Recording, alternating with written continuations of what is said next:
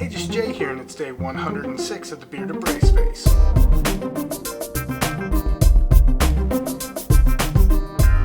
I know there's a lot of people that check out this vlog for camera gear, and camera gear and technology are a big part of my life.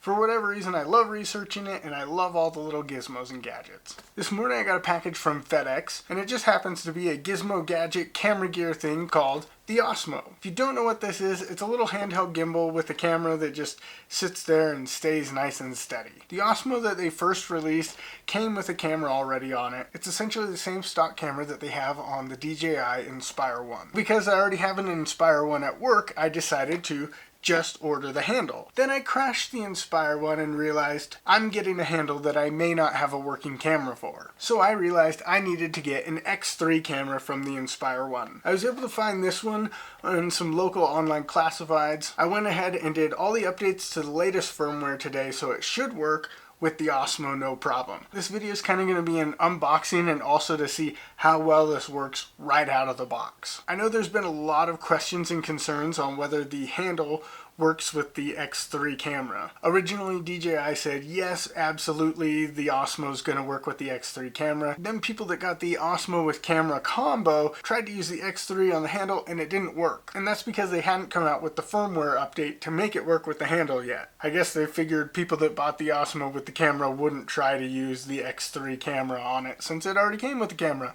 But they did, and it didn't work. So before they started shipping out just the handle, they released their new firmware. And that's what I'm going to be working with today. I'll go ahead and open the Osmo handle kit.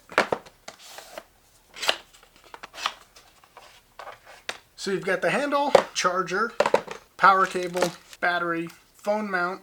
I gotta say, right off the bat, I'm really impressed with this phone mount. I was expecting something really plasticky, but this is like nice metal. I think this actually weighs more than the handle by itself. So you remove this cap from the rosette on the side, take the phone bracket and stick that on here.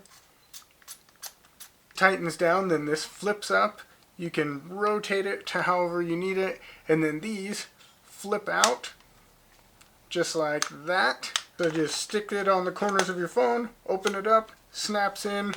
The phone actually feels really secure onto this. I've read online that a lot of people are having an issue getting this camera to mount and fit correctly on here. Well, mine just mounted and fit perfectly without any issues.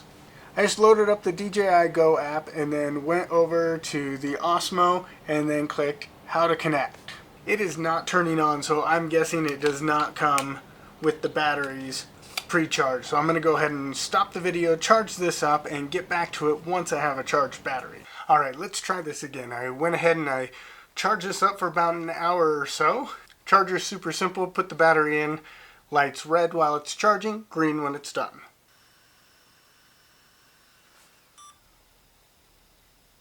So it's on and it's saying it's connected, but it's not actually doing anything. The camera is making noise.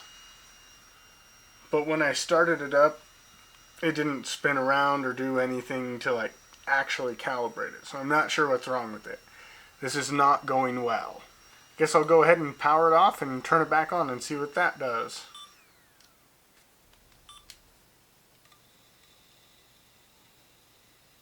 I just powered it off, powered it back on, and now it is working really well. You've got a slight lag in the follow, so it follows nice and smooth. I've got this thumb control that allows me to move it wherever I want to point it. So if you hold down the trigger, that turns on the orientation lock, so it will stay in one spot. It will point one direction no matter where you go. But if you let go of the trigger, then you don't have the orientation lock and it swivels everywhere. This main thumb button looks like it probably takes a picture, and then the red button starts recording video. It says DJI Go would like access to the microphone. We'll click OK.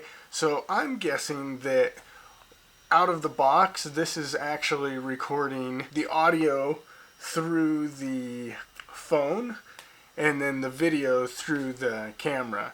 And that was one thing that I wondered about, was how is this camera going to record audio at all?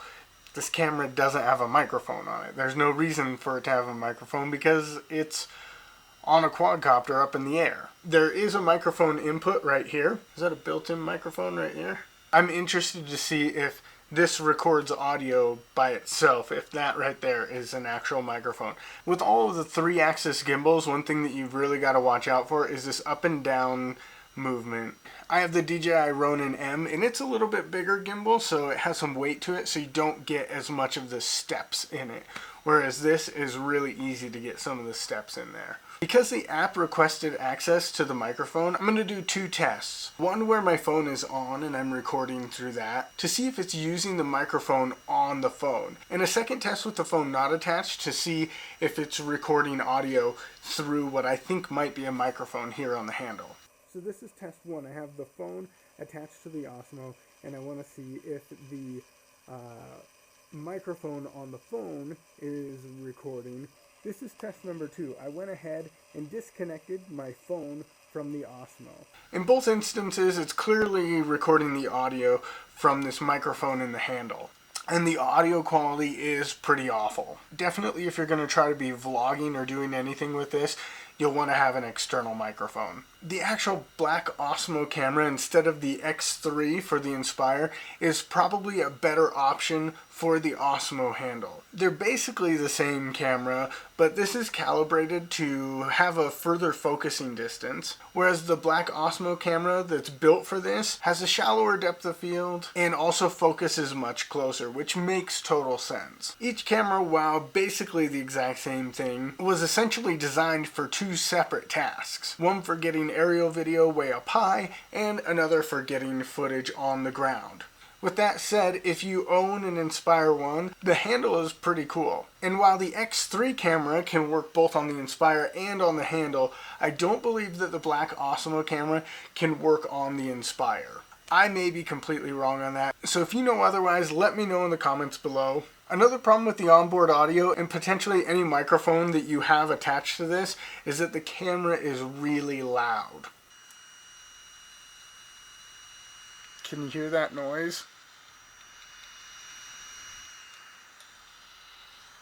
There's a lot of fan noise coming out of here, as well as a lot of noise coming from the motors. I'm not sure if the regular Osmo camera is quieter than this, but the X3 camera was designed to be up in the air with a really loud quadcopter that sounds like a bunch of bees. So even if it was recording audio, the sound from this would be the least of your worries. Whereas on the Osmo handle, you definitely notice the noise coming from this. It'll be interesting to see how this fits into my workflow. I definitely see some uses for it, and we'll probably do some follow-up videos as I get more questions. But for now, this is just a quick first look at using the Zenmuse X3 gimbal and camera on the Osmo handle. If you have any comments or questions, leave them below and I'll go ahead and try to answer them as fast as I can. I think I've answered every question anybody's ever given me. As always, hope this wasn't horrible.